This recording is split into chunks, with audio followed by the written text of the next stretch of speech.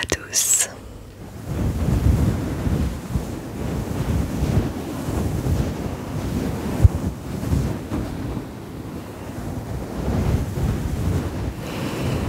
Comment allez-vous les amis aujourd'hui? Alors,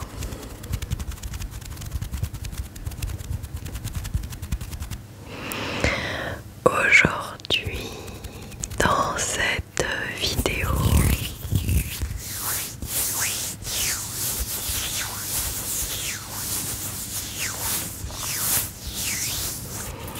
et parce que ça fait longtemps que je n'ai pas fait de vidéo en rapport avec l'astronomie, le ciel, l'univers.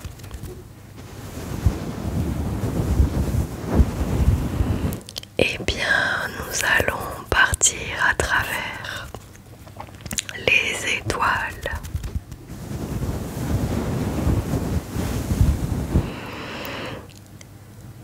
Oui.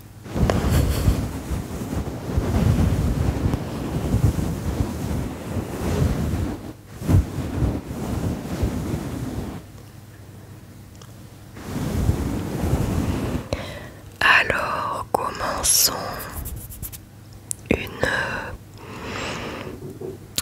lecture d'un article, des articles, de plusieurs articles, toujours sur Futura Science. Alors, et si notre existence n'était pas un miracle, mais une règle de l'univers? L'apparition d'Homo sapiens sur Terre serait-elle le fruit du hasard ou une conséquence prévisible de l'évolution? Une question fondamentale qui divise la communauté scientifique depuis des décennies. En avril 2025, de nouvelles recherches bousculent nos certitudes sur l'émergence de l'intelligence et redéfinissent potentiellement notre place dans l'univers. La présence humaine sur Terre résulte-t-elle d'une série improbable d'accidents cosmiques ou s'inscrit-elle dans une progression naturelle de la vie? Cette interrogation, longtemps dominée par la théorie des étapes difficiles, connaît aujourd'hui un revirement significatif. Des chercheurs suggèrent désormais que l'intelligence avancée pourrait être une conséquence logique de l'évolution, dès lors que certaines conditions environnementales soient réunies, remettant en question notre compréhension du développement de la conscience dans l'univers. Le développement de l'intelligence terrestre, hasard ou nécessité évolutive? L'espèce humaine, dominante sur Terre depuis environ 300 000 ans, représente l'aboutissement d'une longue chaîne évolutive initiée il y a 4,5 milliards d'années. Pendant longtemps, la vision dominante suggérait que notre existence relevait de l'exceptionnel. Brandon Carter formula en 1983 la théorie des étapes difficiles, postulant que chaque transition majeure vers la complexité biologique, des premières cellules unicellulaires jusqu'à Homo sapiens technologique, constituait un événement hautement improbable. Cette théorie s'appuyait notamment sur l'apparition tardive de l'humanité dans l'histoire terrestre. Notre espèce n'a émergé qu'à la fin d'une longue chronologie planétaire, alors que la fenêtre d'habitabilité de la Terre pourrait se refermer dans environ 1 milliard d'années, lorsque l'intensification solaire fera bouillir nos océans. Cette coïncidence temporelle semblait indiquer que notre existence était davantage une anomalie qu'une évolution inévitable.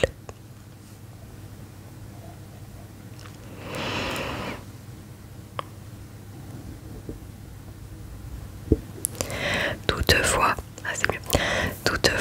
une nouvelle interprétation émerge.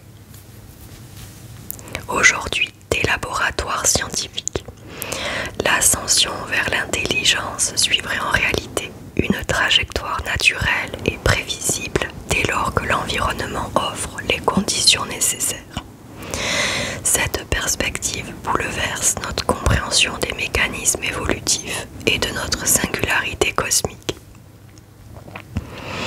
L'évolution intelligente conditionnée par l'environnement planétaire. Une équipe pluridisciplinaire de géobiologistes et d'astronomes propose une lecture radicalement différente des transitions biologiques majeures.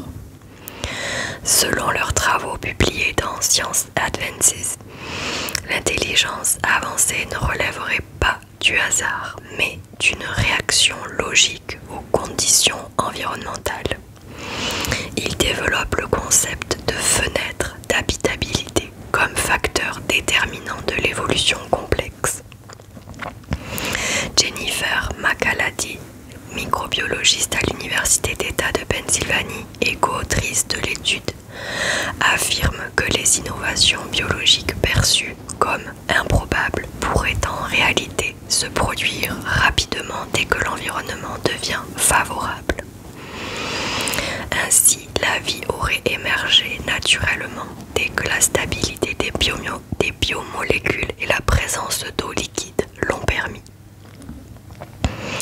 L'avènement humain, quant à lui, n'aurait été possible qu'après l'augmentation significative des niveaux d'oxygène atmosphérique, il y a environ 500 millions d'années. Cette perspective suggère que les transitions biologiques majeures ne sont pas des accidents, mais des adaptations prévisibles aux conditions planétaires, survenant presque inévitablement lorsque l'environnement le permet. Implication pour la recherche d'intelligence extraterrestre. Cette nouvelle vision de l'évolution transforme radicalement nos perspectives sur la vie intelligente ailleurs dans l'univers.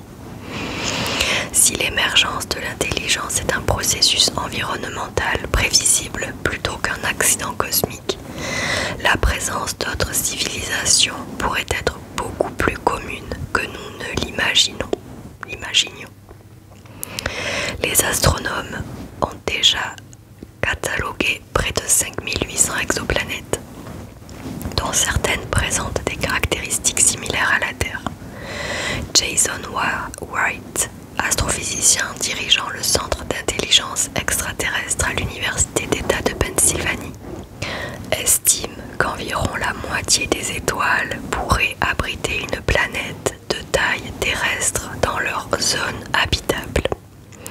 Si l'intelligence émerge naturellement lorsque les conditions environnementales sont réunies, ces innombrables mondes pourraient suivre une trajectoire évolutive comparable à celle de la Terre. Cette perspective relance avec une acuité nouvelle la question du paradoxe de Fermi. Si l'intelligence est prévisible et répandue, pourquoi n'avons-nous pas encore détecté d'autres civilisations? La réponse à cette question fondamentale pourrait transformer notre compréhension de l'évolution cosmique et redéfinir la place de l'humanité dans l'immensité de l'univers. L'idée que nous sommes le produit d'un processus naturel et prévisible plutôt qu'une anomalie statistique offre un nouveau prisme pour contempler notre existence et celle possible d'autres intelligences parmi les étoiles.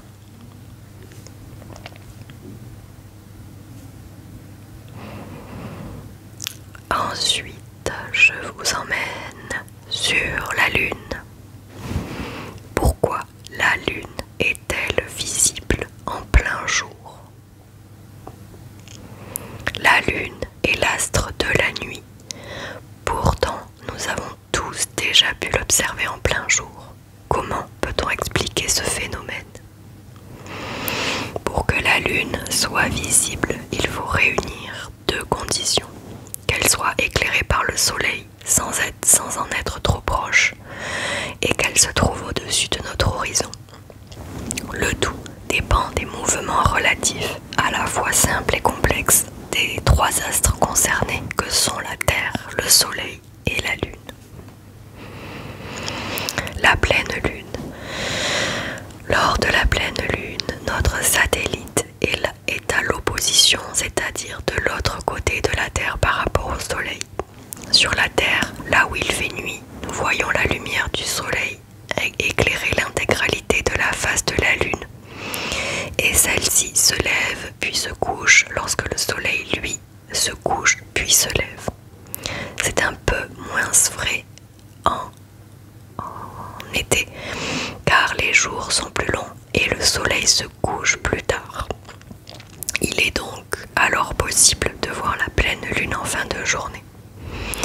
C'est durant la pleine Lune que peut avoir lieu une éclipse lunaire si notre satellite, la Terre et le Soleil sont alignés. La Lune passe alors dans l'ombre de la Terre. La Lune gibbeuse.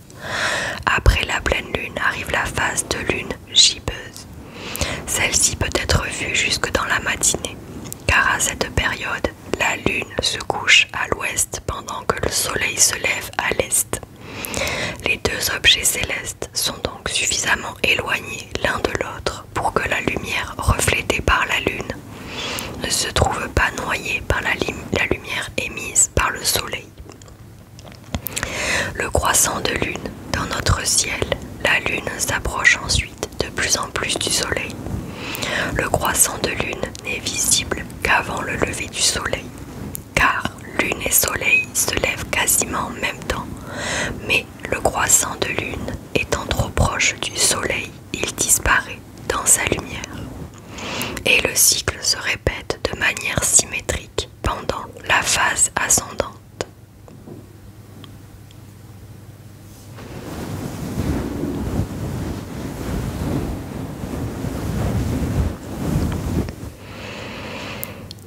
Ensuite, la Terre est-elle unique dans l'univers? Deux spécialistes, deux réponses différentes. La question de la pluralité des mondes taraude les scientifiques depuis l'Antiquité. Deux éminences spécialistes confrontent leurs points de vue. Pour l'un, la Terre pourrait être un cas exceptionnel, notamment concernant l'apparition de la vie.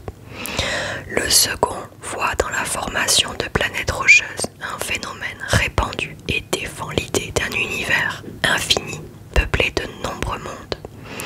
Un débat aujourd'hui nourri par les recherches sur les exoplanètes. C'est une question presque philosophique à laquelle la science tente de répondre en observant les planètes de notre système solaire et celles bien plus lointaines qui orbitent autour des autres étoiles et que l'on découvre en grand nombre depuis 3 décennies. Pour comprendre ce que les scientifiques pensent aujourd'hui, nous avons demandé à deux spécialistes de nous répondre. Jean-Pierre Pippring, spécialiste de l'exploration du système solaire, et Michel Mayor, évidemment un des pionniers de l'étude des exoplanètes, qui a reçu le prix Nobel de physique en 2019 pour l'observation de 51 Pégasi B avec son doctorant de l'époque, Didier Queloz.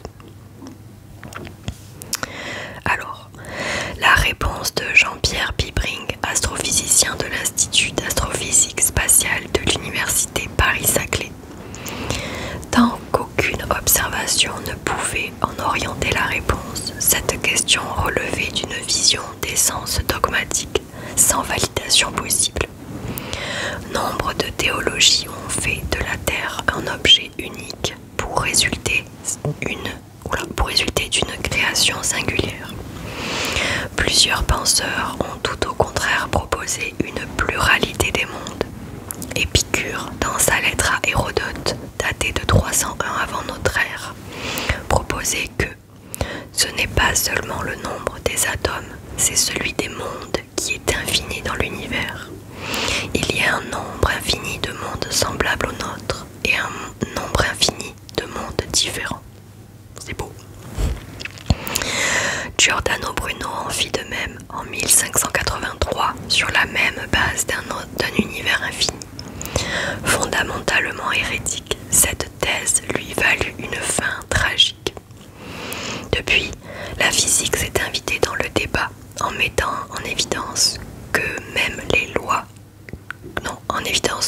mêmes lois universelles opèrent de la même manière à toutes les échelles de l'univers. Les processus qui ont construit la Terre pourraient être parfaitement, devraient même avoir opéré ailleurs. En ce sens, la Terre ne saurait être unique. Telle était la question à l'aube de l'ère spatiale. L'exploration spatiale du système solaire espérait valider ce principe, allait aboutir à sa profonde remise en question. L'exploration spatiale rebat les cartes, les uns après les autres. Planètes, comètes et astéroïdes du système solaire ont été finement caractérisés sur place. Il en est résulté un bouleversement de notre vision des mondes planétaires, mettant tout au contraire en évidence leur profonde diversité comme nouveau paradigme. Simultanément, initié par la découverte séminale de Michel Mayor et de Didier Queloz en 1995, l'existence générale d'exoplanètes, ces planètes qui gravitent autour d'autres étoiles que le Soleil, s'accompagne d'une observation majeure. L'immense diversité des systèmes exoplanétaires eux-mêmes.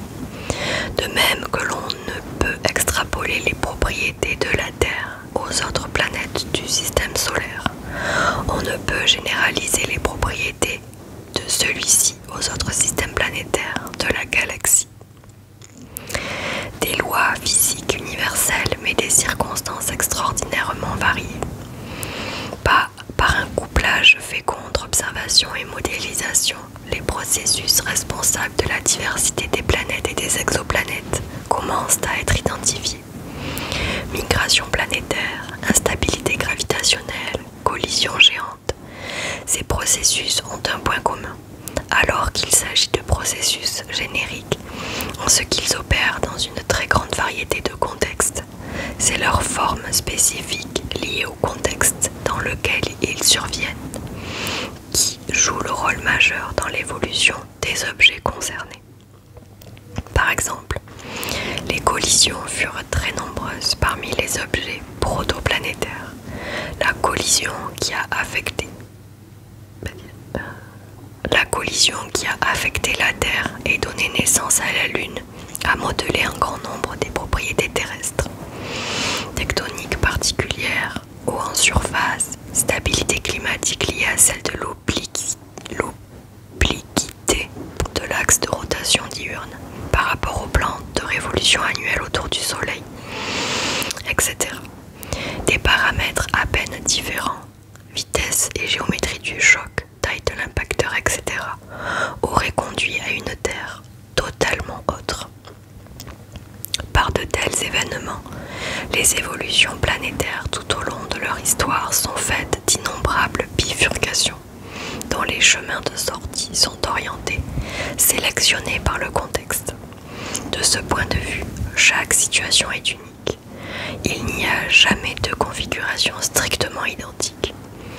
Des écarts, même infimes, vont se traduire par des évolutions différentes. C'est ainsi que la contingence s'immisce dans le déterminisme des lois pour forger une immense variété de chemins évolutifs. Ils bannissent toute flèche, tout sens à l'évolution. La Terre et la vie sont-elles uniques dans l'univers? La réponse dépend donc de ce que recouvre la notion de Terre. Si on limite les caractéristiques de la Terre à sa taille, sa distance au Soleil et à quelques autres propriétés globales, il existe certainement quantité d'exotères. Si en revanche la Terre se définit par un champ étendu de ses propriétés, qui résulte de suite d'événements très spécifiques, souvent imprédictibles, hasard, la probabilité qu'il existe d'autres terres dans l'univers, qui est finie tant dans l'espace que dans le temps, chute vertigineusement. Chaque planète est unique en ses propriétés, car elle résulte d'une séquence évolutive fondamentalement singulière. Ce serait l'une des propriétés spécifiques de la Terre d'avoir construit, par innombrables étapes réactionnelles, une chimie organique cosmique très singulière, le vivant. Singulière car issue de grains extraterrestres dont certaines propriétés ont été synthétisées dans l'environnement particulier du disque protosolaire qui va former le Soleil et les planètes, immergés dans des océans terrestres primordiaux, riches d'ingrédients et de catalyseurs particuliers, puis continuellement adaptés à l'évolution particulière de leur environnement. Le vivant serait terrestre par essence. La réponse de Michel Mayor, astrophysicien de l'Université de Genève, pionnier de la découverte d'exoplanètes, prix Nobel de physique en 2019 pour cette découverte. La pluralité des mondes et la pluralité des mondes et la pluralité des mondes habités sont des questions déjà présentes au temps des philosophes grecs. Des questions toujours actuelles pour la science de notre époque. Des questions qui ont vu des changements majeurs de paradigme, ne serait-ce que depuis un siècle. D'autres systèmes planétaires dans la galaxie.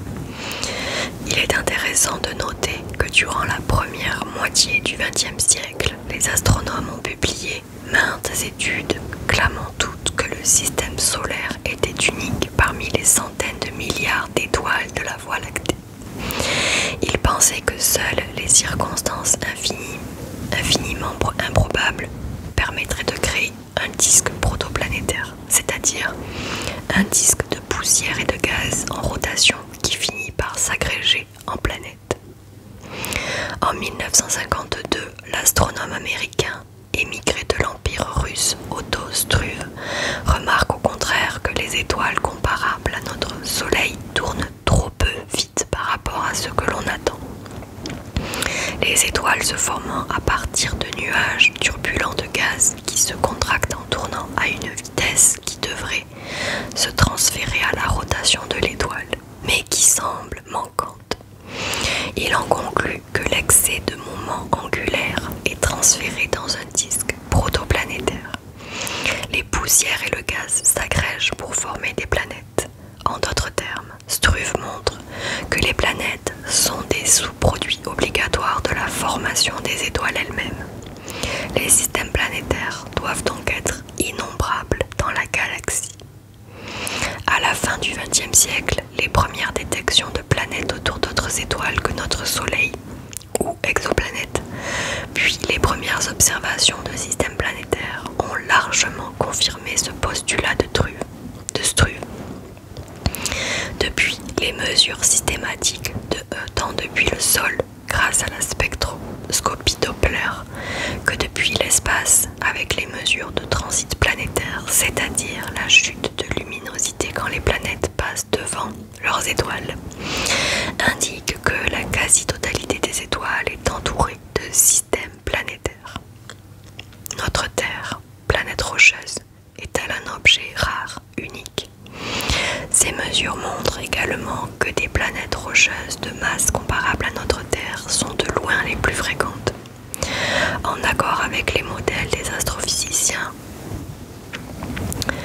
non, notre Terre n'est pas unique en tant que planète rocheuse. En revanche, la diversité des systèmes planétaires est étonnante, et ceci n'avait pas été anticipé avant la découverte des premières exoplanètes.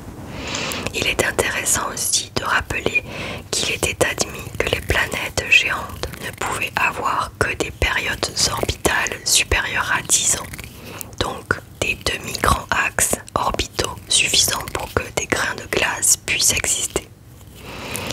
Les découvertes de 51 Pégasi B et des innombrables autres systèmes planétaires ont mis en évidence le phénomène de la migration orbitale, responsable pour beaucoup de la diversité observée des systèmes planétaires. La migration orbitale résulte de l'interaction de la planète en formation avec le disque protoplanétaire. Un phénomène qui n'était pas pris en compte jusqu'alors dans les scénarios de formation planétaire. C'est un changement majeur dans notre compréhension de la formation planétaire. Des mondes habitables, y a-t-il de la vie ailleurs sur d'autres planètes rocheuses dans l'univers? On sait que la vie telle qu'elle existe sur Terre a besoin d'eau. Donc, un premier axe pour répondre à cette question est de chercher de l'eau sur d'autres planètes rocheuses. Quel est l'ordre de grandeur du nombre de planètes rocheuses à une distance telle de son étoile que la température de surface soit compatible avec la présence d'eau liquide à sa surface?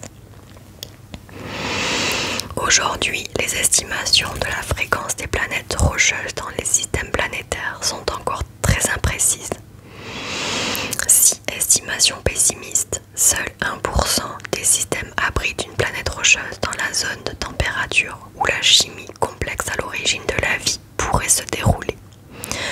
On en déduit que de l'ordre du milliard de planètes rocheuses tempérées sont présentes dans la Voie lactée, sans même parler de l'univers entier qui contient des centaines de milliards de galaxies. Regardons la diversité des milieux présents sur Terre, leur variété de température, de pH, de composition chimique, sources volcaniques sous-marines, interface avec des solides différents. Peut-on imaginer la chimie qui s'opère sur ces milieux divers pendant des centaines de millions d'années, sur les 510 millions de kilomètres carrés de la surface terrestre et les centaines de millions de planètes comparables à notre Terre, et affirmer le vivant n'existe que sur notre Terre? Loin d'avoir une réponse à cette question, je pense qu'aujourd'hui, le regard que l'on obtient à partir du seul système solaire ne peut certainement pas résoudre la question: existe-t-il la vie ailleurs dans l'univers? À ce jour, face à la complexité énorme de ce problème, il n'existe pour moi qu'une réponse scientifique possible. Cherchez encore si la vie existe hors de notre Terre, par exemple dans l'océan des profondeurs d'Europa ou dans les atmosphères d'exoplanètes rocheuses dites tièdes. La vie existe-t-elle sur d'autres mondes? C'est une superbe question à laquelle des milliers de chercheurs travaillent aujourd'hui dans des instituts multidisciplinaires d'exobiologie. Combien d'années seront nécessaires avant que la science apporte une réponse à cette question posée voici plus de 2 millénaires?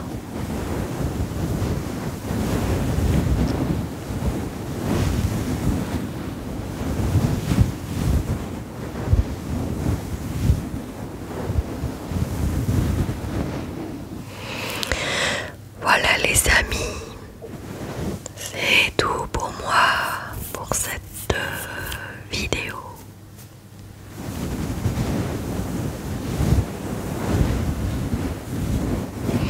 C'est toujours un plaisir de vous partager ma passion de l'astronomie, de l'univers, des planètes, des étoiles, etc.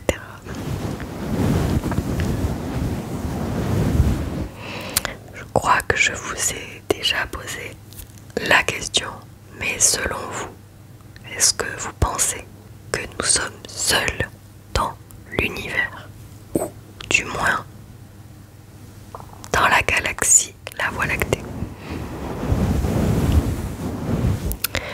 Personnellement, je crois que je l'avais déjà dit. Mon avis à moi, je ne suis pas scientifique, malheureusement. Je pense que nous sommes seuls, du moins dans la Voie lactée, en tant que comme ça. C'est-à-dire deux bras, deux jambes, des yeux, une intelligence, forme humanoïde, voilà.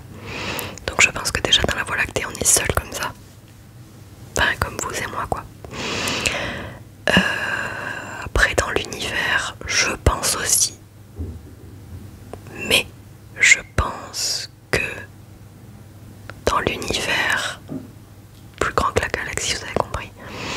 Je pense qu'il y a des formes de vie de type bactéries, petites molécules vivantes. Voilà. Mais ça, je pense que oui. Mais sinon, je pense que comme nous, non. Je pense que vraiment on est seul. Donc, oui. Pour moi, oui et non. On est seul comme ça. Mais on n'est pas seul parce qu'il y a de la vie. Type bactéries. Bon, bref. Dites-moi en commentaire ce que vous pensez sur le sujet.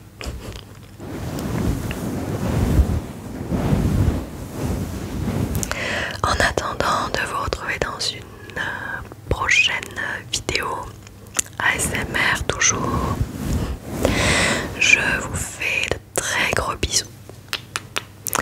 Je vous dis à très vite. Prenez bien soin de vous. Buvez de l'eau. On arrive bientôt. On a déjà eu des chaleurs d'ailleurs. Donc buvez de l'eau. Portez-vous bien. Mettez de la crème solaire. Très important. Même si vous n'allez pas trop dehors ou un petit peu. Voilà. Vous mettez de la crème solaire. C'est très important. Buvez de l'eau. Portez-vous bien. Et à très vite dans une prochaine vidéo ASMR. Bisous les amis.